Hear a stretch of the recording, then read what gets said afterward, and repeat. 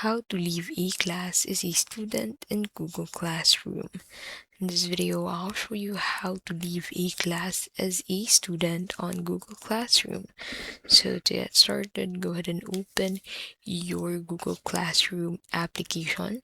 You can go ahead and access their website just like this, or access the app itself into your mobile device. And then once you have Google Classroom, go ahead and sign in to your Google Classroom account. So once you're inside Google Classroom, that will take you to your homepage, and this is how it will look like. So under the home section, you'll be able to find the list of classes where you're currently enrolled. So to be able to leave a class or unenroll yourself from a specific Google Classroom class, click on this More Options button at the bottom right of that specific class, and then select Unenroll from here.